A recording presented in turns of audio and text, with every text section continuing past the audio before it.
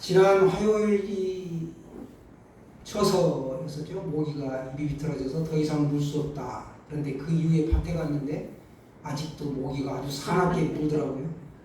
이젠 제법 정말 아침 저녁으로 선선한 가운데 풀벌레 귀뚜라미 소리도 들리고 이불을 끌어당겨야만이 잘 수 있는 그런 가을의 길목에 들었습니다.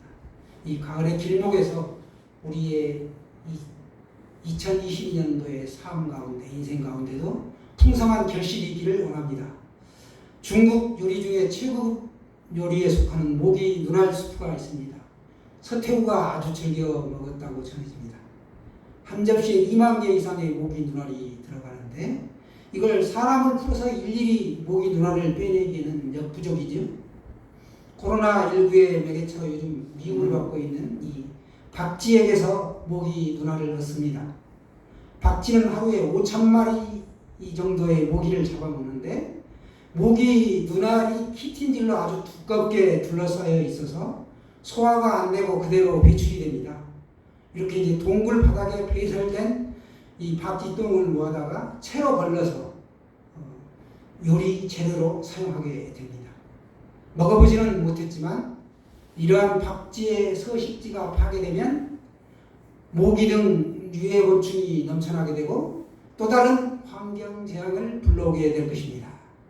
우리는 하나님이 주신 이 자연 생태계를 보호할 의무가 있고 책임이 있습니다. 그렇게 생각하시죠? 네. 이 시간에는 신앙의 정체성, 신앙인의 정체성이라는 제목으로 은혜를 나누겠습니다. 예수님은 우리들에게 믿음을 선물로 주시고 믿으라고 자꾸 말씀하십니다. 그리고 예수님은 우리들의 믿음을 확인하시기를 원하십니다. 복음서를 읽다 보면 예수님께 믿음을 고백하는 장면들이 자주 나오는데 나다나엘은 예수님을 향해 하나님의 아들 이스라엘의 임금이다 라고 예수님을 말합니다. 고백합니다. 수가성의 사마리아 여인은 예수님을 향해 선지자라고 고백했습니다. 또한 나사로의 누이 마르다는 예수님을 향해 주는 그리스도시요 세상에 오시는 하나님의 아들이신 줄을 내가 믿나이다 이렇게 고백했습니다.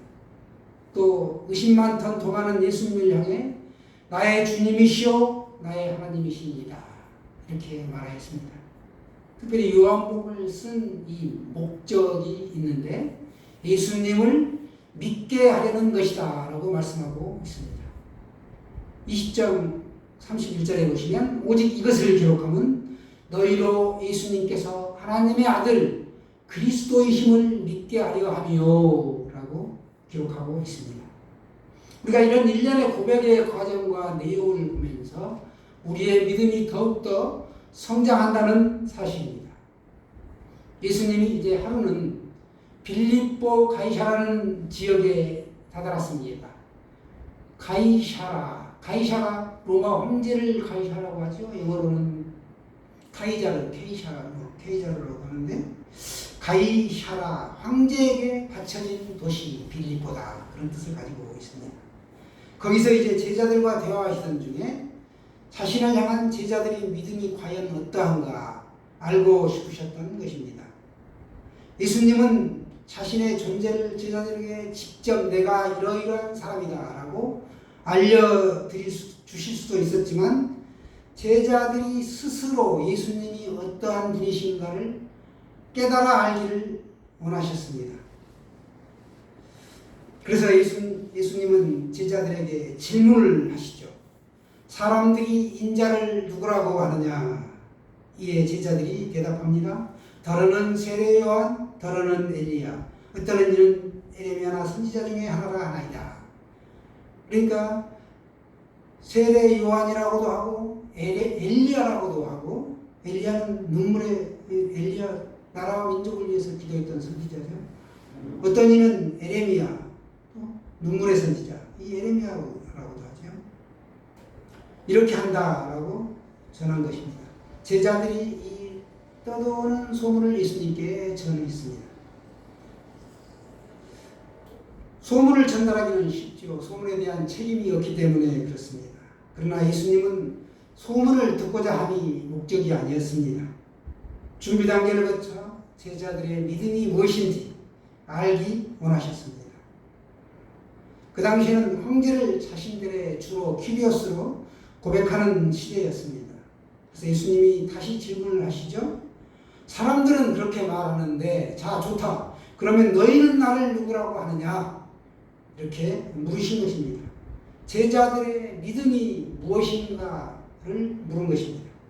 역시 기대에 어긋나지 않게 수제자 베드로가 대답을 합니다. 주는 그리스도시요 살아계신 하나님의 아들이십니다. 예수님은 베드로로부터 이 천금 같은 고백을 듣습니다. 마찬가지로 예수님은 오늘 우리에게도 너희는 나를 누구라고 하느냐? 우리 각자에게 너는 나를 누구라고 하느냐? 묻습니다. 이 너는 나를 누구라고 생각하느냐? 이 질문에 대답하는 것이 자신의 신앙 고백이라는 것이죠. 우리들의 믿음의 고백을 듣고 싶어 하십니다. 이 질문에 답하는 것, 이것이 바로 우리의 마땅히 고백해야 할 신앙인데, 어떻게 고백했는가? 베드로 버전을 우리가 보면 주는 그리스도시요 살아계신 하나님의 아들이십니다. 고백한 겁니다. 신앙의 정체성 무엇인가? 예수님은 그리스도이시고 살아계신 하나님의 아들이십니다. 이것이 바로 우리의 신앙 고백이 마땅히 되어야 할 줄로 믿습니다. 신앙의 정체성, 너는 나를 누구라고 하느냐? 여기에 대한 답변, 이것이 우리에게 필요하다는 것입니다. 예수님은 그리스도이시고 살아계신 하나님의 아들이시다. 두 가지죠. 예수님은 그리스도이시고 살아계신 하나님의 아들이 되신다. 이것이 바로 우리의 신앙 고백입니다. 시편 기자도 하나님을 고백할 때 피난처가 되시고 반석이 되시고 요새가 되시고 또한 피할 바위이며 이 땅에서의 분기시라고 고백했습니다. 특별히 시편 91편 2절에 보시게 되면 내가 의뢰하는 하나님이라고 고백합니다. 하나님은 우리의 믿음의 고백을 들으실 때 기뻐하시는 분이십니다. 그것은 우리가 하나님을 잘 믿고 있다는 표시이기 때문에 우리로 하여금 신앙의 고백을 듣고 싶어 하신다는 것이죠. 오늘 보시면 바요나 시모나 이렇게 부릅니다. 요한의 아들 시모나, 바는 누구누구의 아들, 요나는 또 요한과 같은 이름입니다. 요나를 요한이라고도 불렀던 것이죠. 그래서 요한의 아들 시모나, 내가 복이 있도다. 이를 너에게 알게 하기는 혈육이 아니요 하늘에 계신 내 아버지시다 라고 말씀하셨습니다. 시몬은 예수님께서 베드로를 제자로 부르시기 전에 갈릴리 바닷가에 어부로 있을 때의 이름이 시몬이죠. 그랬던 시몬, 너가 이제 복이 있다. 예수님은 오늘 그렇게 말씀하고 계신 것입니다. 믿음의 고백을 듣고 기뻐하신 것, 이 믿음의 고백이 하나님으로부터는 깨달음이 있다는 것을 말씀하고 계신 것이죠. 우리는 예수님이 누구신지 세례문답을 통해서도 알 수 있고 성경 공부를 통해서도 배울 수가 있습니다. 그러나 진실한 믿음의 고백은 오로지 하나님이 주셔야, 허락하셔야 가능하다는 것입니다. 하나님이 베드로에게 예수님이 누구신지를 알게 하셨습니다. 예수님은 베드로에게 하나님의 가르침을 받았다고 칭찬하십니다. 제대로 된 믿음의 고백은 하나님으로부터 오게 되고, 그래서 이 믿음이 하나님의 선물이다라고 에베소에서 말씀하고 있습니다. 나는 예수님을 누구로 고백하고 있습니까? 내 믿음의 고백이 과연 예수님께 칭찬받을 만한 고백인가? 그런 신앙을 내가 가지고 있는가? 한번 되짚어 보시길 바랍니다. 예수님은 이 믿음의 고백을 들으시고 가만히 계시는 분이 아니시고 복을 주신다는 사실입니다. 믿음의 고백을 한 그 사람의 미래를 이야기해 주십니다. 그리고 그들의 미래를 열어가십니다. 예수님은 갈릴리 어부 출신 시몬에게 베드로라는 이름을 붙여주셨습니다. 베드로, 반석이라는 뜻이죠. 건물을 든든하게 세울 만한 기초가 되는 것이 반석입니다. 이 믿음의 고백이 반석이라는 것입니다. 그 반석 위에 예수님께서 자신의 교회를 세우겠다. 이 반석 위에 교회를 세우시겠다. 베드로가 고백했던 그 신앙의 고백 위에 예수님께서 교회를 세우시겠다라고 했는데 천주교는 베드로 위에 교회를 세운 것이죠. 그래서 베드로가 초대 교황입니다. 교회는 목사의 것도 아니고 장로의 것도 아니고 헌금 많이 해서 교회 건물을 세운 사람의 것도 아닙니다. 누구의 것이 될 수 없는 것이죠. 교회라는 단어가 사복음서에 보면 딱 3번 나오는데 오늘 본문의 말씀에 첫 번째로 이 교회라는 말이 이렇게 등장합니다. 목자들은 천주교를 우리가 믿는 그리스도교의 큰 집이죠. 큰 집이 아닙니다. 다른 집입니다. 딴 집입니다. 딴 집. 큰 집이 될 수 없죠. 그리스도교회는 교회의 주인을 분명히 예수 그리스도다라고 말씀하고 있습니다. 이 말씀의 해석에서 우리가 천주교와 기독교가 견해가 다르고 완전히 다른 길로 가게 된 것이죠. 그 밖에도 할 말이 많지만 우리가 계속 더 하게 되면 좀 이상해지기 때문에 이 정도로 절제하도록 하겠습니다. 교회는 믿음의 고백 위에 세워진다라는 사실이 중요합니다. 예수님을 바르게 고백하는 곳, 바르게 믿는 곳에 교회가 세워지게 됩니다. 그런데 오늘 말씀은 뭐라고 말씀하십니까? 그 교회는 음부의 권세가 이기지 못한다. 사탄은 어떻게든지 교회를 무너뜨리려고 하고 시험거리를 제공하고 성도로 하여금 교회에 나가기 싫게 만들고 우리 목사님 왜 저렇게 설교해? 이상하네? 목사님 왜 이렇게 보기가 싫지? 은혜가 떨어지면 이제 그렇게 되는 거죠. 그렇습니다. 사단이 여기에서 역사하는 것이죠. 예수님을 바르게 믿으면 교회는 결코 무너지지 않습니다. 만약 교회가 무너진다면 그것은 믿음이 우리가 바로 서지 못했기 때문에 그렇다는 것입니다. 예수님은 오늘 베드로에게 천국 열쇠를 주시겠다고 말씀하셨습니다. 그래서 땅에서 잠그면 하늘에서도 잠기고 땅에서 열면 하늘에서도 열린다는 것이죠. 천국의 문을 열고 닫을 수 있는 열쇠를 이 땅에서 살아가는 베드로에게 주셨습니다. 베드로의 영적 권위가 대단할 것을 암시하시는 것입니다. 베드로처럼 우리가 믿음을 바르게 고백하면 예수님께서 우리에게도 영적 권위를 베풀어 주십니다. 교인인 우리들에게도 동일한 천국 열쇠가 주어졌습니다. 베드로에게 3개의 천국 열쇠가 주어졌다고 합니다. 우리들도 베드로처럼 바른 믿음의 고백으로 영적인 권위를 부여받은 사람들입니다. 그래서 우리가 무엇이든지 기도하면 베드로에게 주었던 똑같은 권위가 우리에게 주어지고 맺힌 것, 닫힌 것이 열리고 막힌 것이 풀리는 역사가 일어날 줄로 믿습니다.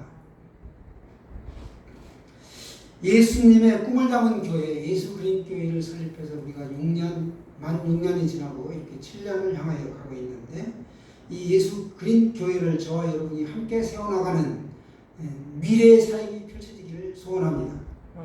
믿음의 고백은 참으로 소중합니다. 내가 원하는 한 가지 주님의 기쁨 되기 원하네. 우리가 예배드리기 전에 찬양으로도 나 주님의 기쁨 되기 원하네 찬양했습니다. 이것이 바로 믿음이죠. 내가 주님의 기쁨이 되겠다. 이게 믿음이죠.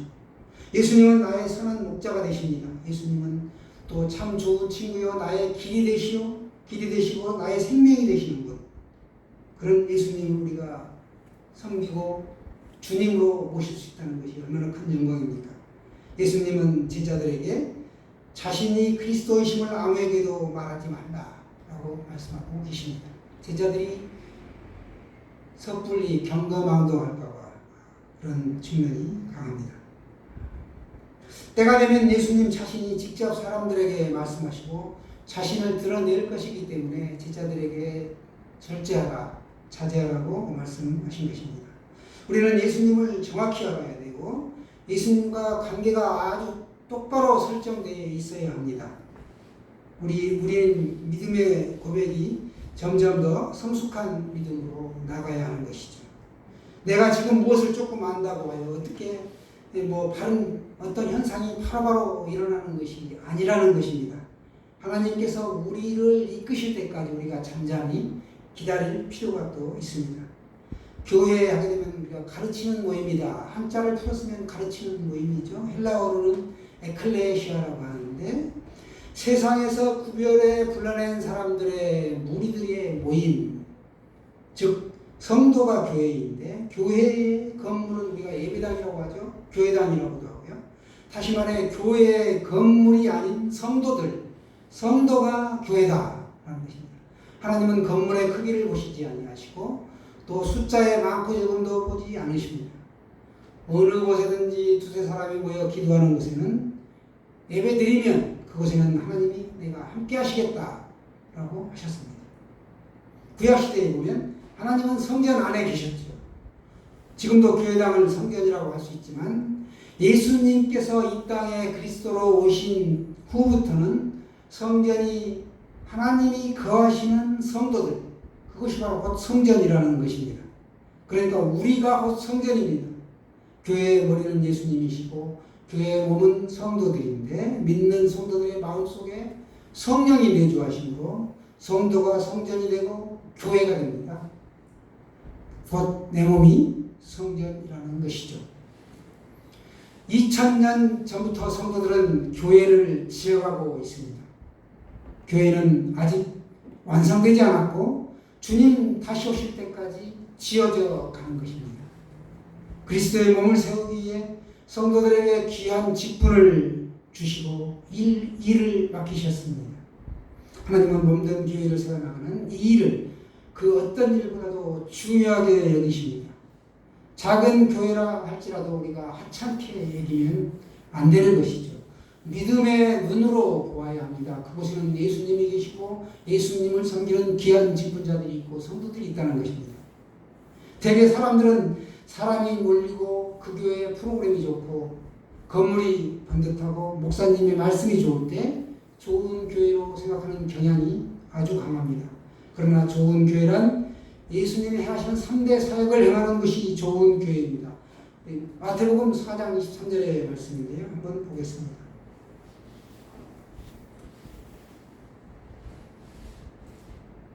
(4장 23절) 말씀.